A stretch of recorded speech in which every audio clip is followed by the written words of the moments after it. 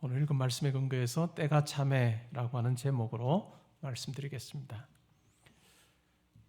목회를 하는 한 교회를 목회하는 목회자에게 가장 힘든 설교는 절기설교입니다. 절기설교.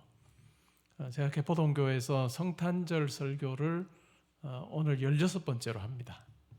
그러니까 본문이 정해져 있고 주제가 같은데 매년 돌아오죠. 원래는 뭔 설교를 할까 고민이 항상 절기설교를 놓고는 고민하게 됩니다. 부활절도 마찬가지고 또 감사절도 마찬가지고 성탄절도 그렇습니다. 보통의 경우는 제가 한 달 전에 본문과 제목을 정해서 빛의 소리 팀에 넘겨드립니다. 한 달 전에 본문을 정하죠. 근데 본문을 정할 때 원래는 저에게 매우 중요했던 것 중에 하나가 청중에 대한 고려였습니다.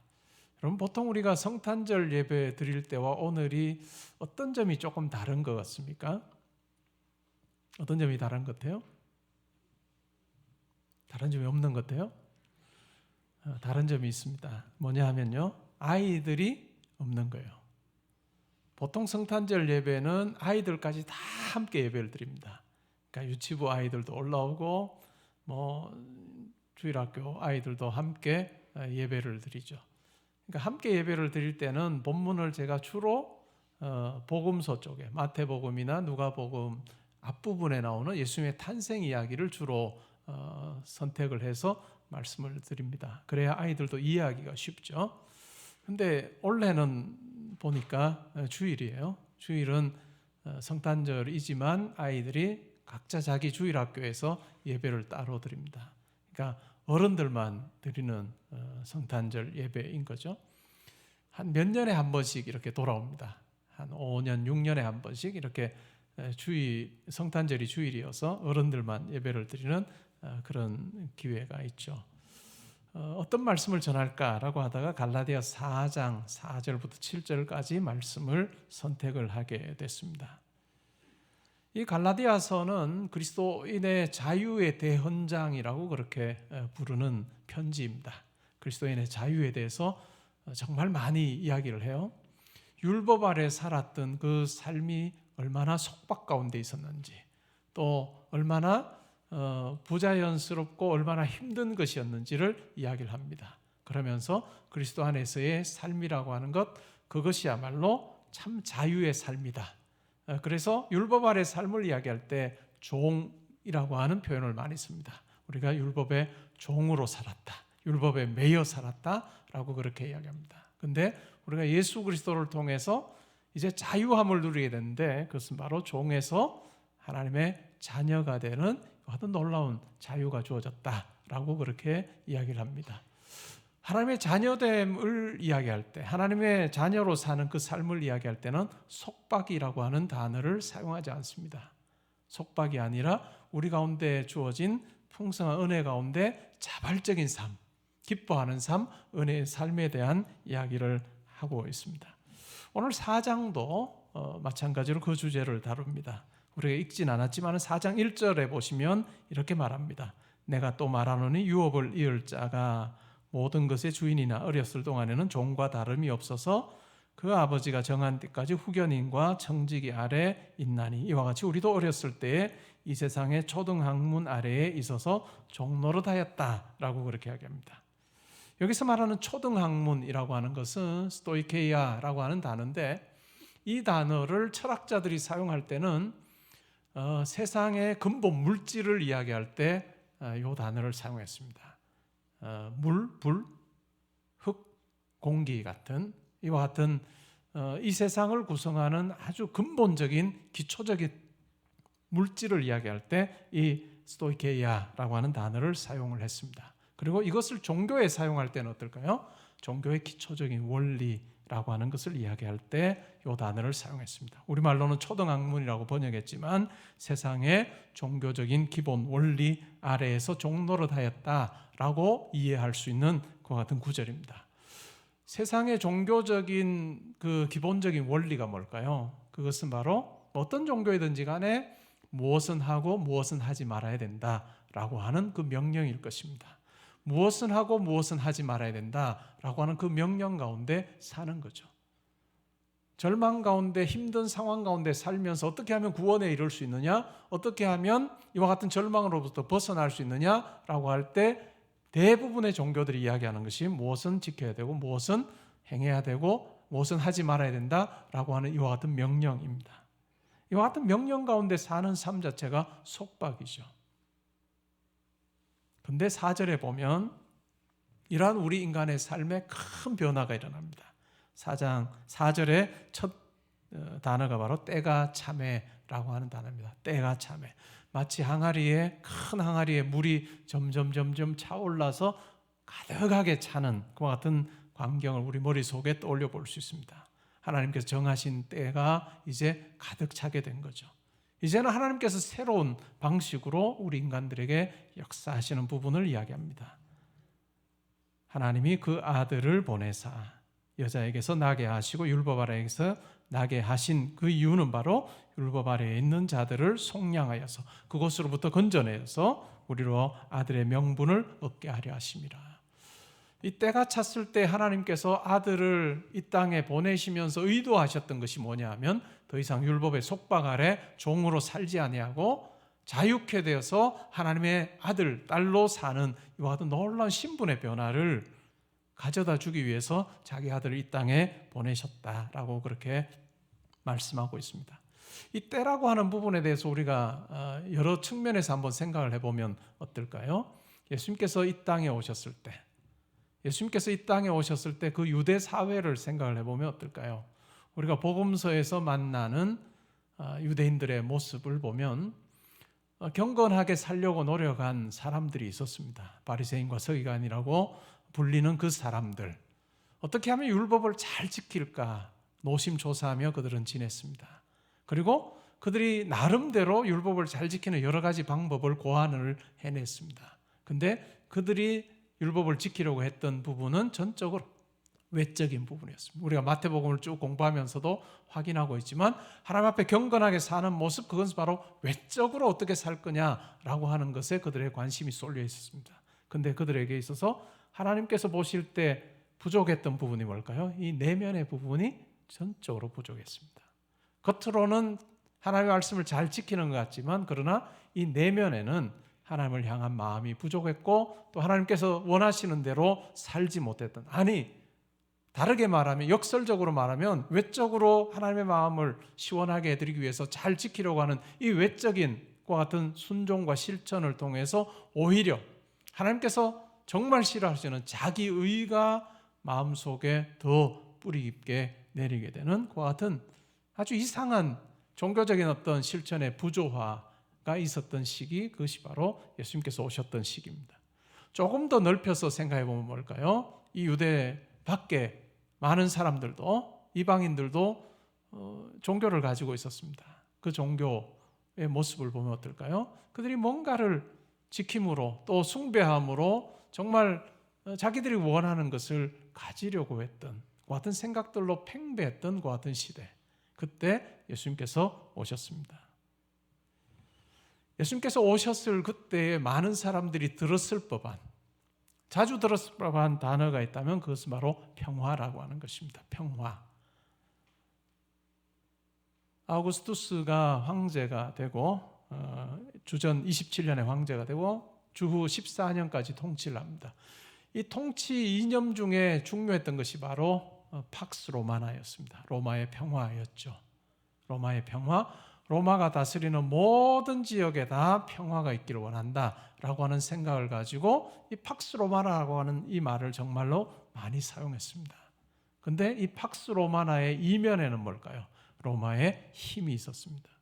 로마의 정복하는 힘이 있었고 또한 권력 그리고 폭력이 그 이면에 자리 잡고 있었습니다. 겉으로는 평화가 이야기되지만 그러나 결국 그 내면에는 무릎을 꿇리고 약한 자가 이 강자 앞에 무릎을 꿇어야 주어지는 평화, 그것이 바로 로마의 평화였습니다.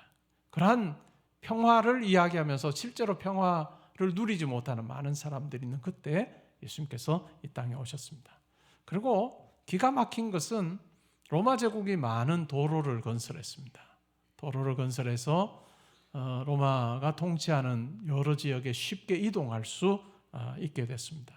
근데 바울이 복음을 전할 때, 예수 그리스도의 복음을 전할 때 이 도로는 참 귀하게 사용이 됐습니다. 여러 곳으로 가서 복음을 전하려고 할 때 로마 제국이 만들어 놓은 이 도로는 참 귀하게 사용이 됐습니다. 뿐만 아니라 로마의 통치 아래 많은 민족, 많은 나라들이 있었습니다. 각기 다른 말을 사용했습니다. 근데 공용어를 선택을 했습니다. 그 공용어가 뭐냐면 헬라어입니다. 신약 성경이 기록된 것이 헬라어로 기록이 됐는데 그 이전에 헬라어는 에틱 그릭이라고 해서 굉장히 좀 더 까다로워요. 여러 가지 문법적인 요소도 복잡하고 그래서 배우는 것이 쉽지 않습니다. 근데 코인의 헬라어, 일반 헬라어, 그냥 보통 사람들이 쓰는 헬라어가 이제 공용어가 되면서 헬라어를 처음에 사용하지 않았던 사람들도 쉽게 헬라어를 배우고 또 다른 민족과 이 코인의 헬라어를 통해서 소통하는 것이 훨씬 더 쉬워지는 그 같은 시대였습니다. 바울은 이와 같은 코인의 헬라어를 가지고 여러 지역으로 가서 예수 그리스도의 복음을 아주 담대하게 전했던 것을 우리는 초기의 기독교 역사를 통해서 확인할 수 있습니다.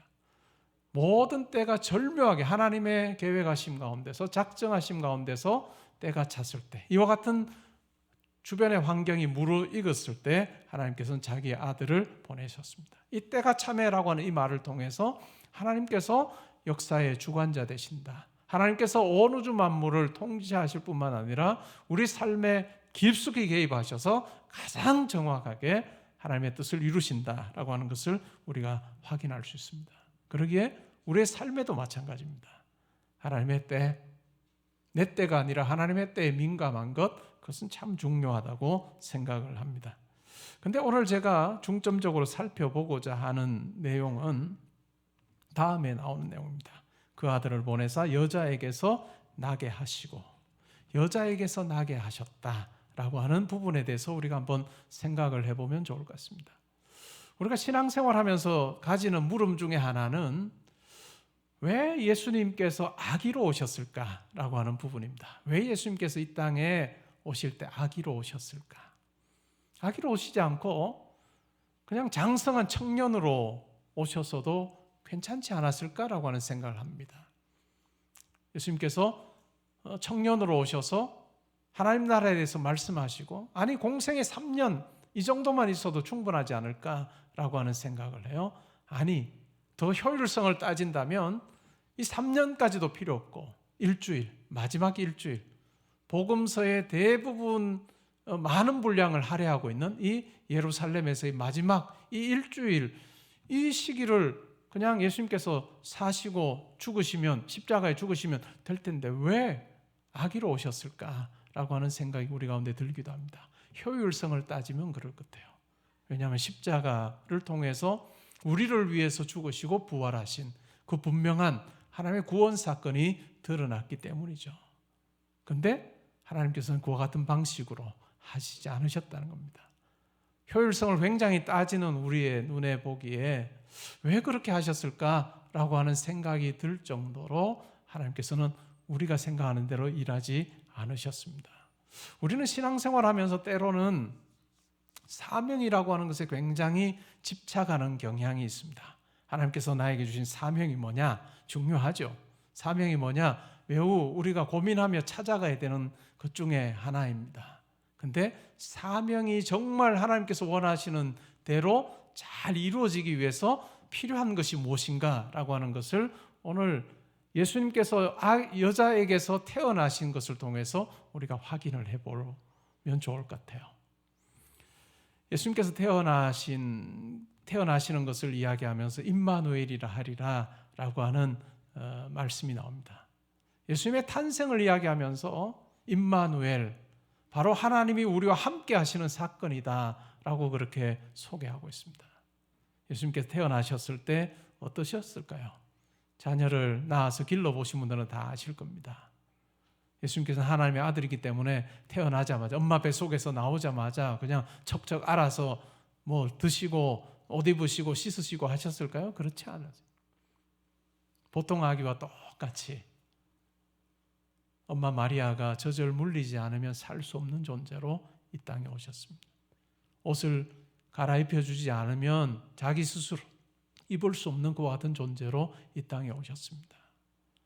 꽤 한동안 전적으로 부모에게 의존하지 않으면 살 수 없는 존재로, 우리와 같이 연약하고 악한 우리 인간의 품에 안겨서 또한 손에 의해서 자라나는 그와 같은 모습으로 이 땅에 오셨다는 것, 이것은 매우 중요합니다. 왜 그렇게 하셨을까요? 그것은 바로 하나님께서 우리와 함께 하신다는 것을 명확하게 선명하게 보여주시기 위함입니다. 예수님의 생애 정확하게 몇 년이었는지는 알 수는 없어요. 그러나 우리가 대충 생각해 보면 한 33년 정도로 생각해 볼까요? 우리가 잘 아는 이 공생의 3년, 이 기간을 생각해 보면 뭘까요? 예수님께서 자기 백성과 함께 일하시는 시간이었습니다. 예수님께서 자기 백성과 함께 일하시는 그 기간이죠. 이게 3년이에요. 그리고 마지막 일주일은 뭘까요? 예수님께서 정말 하나님의 뜻을 이루시는, 우리를 위해서 놀라운 구원을 이루시는 그 시간입니다. 근데 나머지 30년은 뭘까요? 나머지 30년은 의미 없는 시간이 아니라 자기 백성과 함께 존재하고 함께 사는 시간이었다라고 하는 것을 우리는 기억할 필요가 있습니다. 공생애를 시작하시기 전에 예수님께서 사셨던 그 마을 사람들과 함께 더불어 지내고 가족들과 함께 더불어 지내고 함께 사는 그 시간, 그 시간이야말로 하나님께서 자기 백성과 함께 거하시는 그 모습을 잘 드러내는 그 시간이었다라고 하는 것을 우리가 기억할 필요가 있습니다. 예수님께서 이 땅에 아기로 오신 이유는 하나님께서 효율적인 어떤 삶이 무엇인지를 몰라서가 아니라 내가 너희들과 함께 하기를 원한다라고 하셨던 그 놀라운 하나님의 마음을 고스란히 보여주신 그 시간이었다라고 하는 것을 우리가 분명히 기억할 필요가 있습니다. 그렇다면 우리에게 물음이 생깁니다. 과연 우리 신앙생활은 뭘까? 하나님 백성으로 사는 내 삶은 과연 무엇일까? 때로는 우리가 사명에 집착하는 경우가 있습니다. 사명을 찾는 것은 매우 중요합니다. 그러나 그것이 삶보다 우선이 돼서는 안 됩니다. 삶보다 우선이 돼서는 안 됩니다. 때로는 우리가 사명이 삶보다 더 우선이 될 때 일어나는 부작용을 우리는 많이 경험합니다. 부부가 다툽니다. 다툼의 그 내용을 보면 뭔가요? 남편은 아내를 향해서 내가 당신을 위해서 얼마나 희생을 했는데, 위해서입니다. 아내 또한 마찬가지입니다. 남편에게 나도 당신을 위해서 얼마나 희생을 했는데 라고 이야기를 합니다. 부모도 그렇고 자식도 그렇습니다. 그리고 많은 사람들 사이에 그 다툼을 보면 위해서는 존재하는 것 같아요.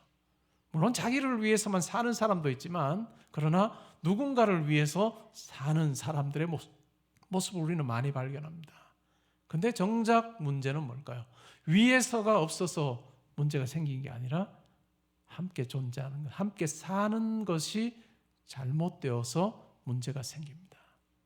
내가 누군가를 위해서 사는 것이 아니라 누군가와 더불어 사는 이 부분이 빠지게 될 때 우리 삶은 언제나 다툼으로 치닫을 수 있고 우리 삶은 흔들릴 수 있다는 것을 아기로 오신 예수님의 이 모습 속에서 우리는 발견할 수 있습니다. 하나님께서 자기 아들을 30세의 청년으로 보내셔서 3년 동안 하나님 나라 증거하게 하시고 일주일 동안 사람들을 위하여 고난받으시고 십자가에 죽으시게 하신 것이 아니라 아기로 태어나서 사람들과 함께 더불어 사는 being with, 함께 더불어 사는 것을 경험하게 하시고 또한 보여주시고 그리고 사람들을 위해서 십자가에 죽으셨다는 것을 우리는 기억할 필요가 있습니다. 여러분 곰곰이 한번 생각해 보십시오. 내 삶은 과연 어떠한가? 내 삶은 어떠한가? 여러분 누구를 위해서 산 그 시간들 분명히 있을 거예요. 남편을 위해 살았던 시간, 아내를 위해 살았던 시간, 자녀를 위해 살았던 시간, 부모를 위해 사는 시간. 뭔가 누구를 위한 이 시간들 있을 겁니다. 그리고 내가 희생할 만큼 희생했다라고 하는 생각할 거예요. 그러나 다시 한번 생각해 보세요. 정말 함께함이 있었는지, 위함 이전에 내가 함께함이 있었는지, 남편과 아내가 정말 함께하는 시간이 있었는지, 이것은 단순히 시간적인 어떤 함께함이 아니라 마음적으로 함께함, 부모가 자녀와 함께함, 자녀가 부모와 함께함, 이 함께함이라고 하는 이것은 누군가를 위한 것보다 훨씬 더 깊은 차원의 희생과 또한 수고를 요구합니다. 예수님께서 우리와 함께 하시기 위해서 오신 그 놀라운 일에 대해서 빌립보서 2장 5절부터 11절에서 그리스도의 찬송시라고 부르는, 까르멘 크리스티라고 부르는 이 그리스도 찬송시에서 이렇게 말합니다. 그는 근본 하나님과 동등한 본체시지만 동등됨을 취할 것으로 여기지 아니하시고 자기를 비워 우리와 같이 종의 형체를 지니셨다라고 하는 이야기입니다. 함께 존재할 때 필요한 것이 뭘까요? 같아지는 거예요. 그 자리에까지 나아가는 것입니다. 때로는 내려가는 것입니다. 이것이 바로 예수 그리스도께서 아기로 이 세상에 오신, 여자에게서 나신 이 성육신의 사건을 통해서 우리가 확인할 수 있는 부분이라 할 수 있습니다. 우리 성도의 삶은 누군가를 위한 삶에서 그쳐서는 안 될 것입니다. 누군가와 더불어 함께하는, 나와 다른 것이 많은 그 사람과 함께하는, 그럴 때 비로소 누군가를 위한 삶이 제대로 된다라고 하는 것을 우리는 확인해 볼 수 있습니다. 교회 또한 어떻게 해야 될까요? 교회 또한 어떤 사명을 놓고 우리 교회가 이 사명을 향해 달려갑시다 하는 구호를 크게 외치는 것으로만 끝난다면 언제 교회가 흔들리게 될지, 위기 가운데 빠지게 될지 우리는 아무도 모릅니다. 교회가 정말 건강하기 위해서 필요한 게 뭘까요? Being with입니다. 정말 다른 많은 성도들이 함께하는 것이 교회 아닙니까? 그리스도 하나님, 성령님 아니면 공통점이 없는 그 같은 많은 성도님들이 한 교회에서 신앙생활합니다. 그런데 우리에게 필요한 부분이 있다면 뭘까요? Being with입니다. 서로가 함께 그 자리에, 같은 자리에서 때로는 나를 낮추어서 함께 교제하고 함께 지내고 함께 사는 그것이 있을 때 비로소 우리 안에 그리스도의 몸을 이루게 될 때 비로소 그때 누군가를 위해서 우리가 담대히 우리에게 맡겨주신 사명을 감당할 수 있다라고 하는 것을 우리는 기억하면 좋을 것 같습니다. 여러분의 삶의 자리도 마찬가지일 것입니다. 누군가를 위해서 내가 뭔가를 하기 전에 내가 그들과 함께하고 있는가 한번 잘 점검해 보시고 이 기본적인 부분부터 우리가 다시 신앙생활을 하는 데 있어서 점검하며 나아가면 좋겠습니다. 여러분, 기도의 자리가 뭘까요?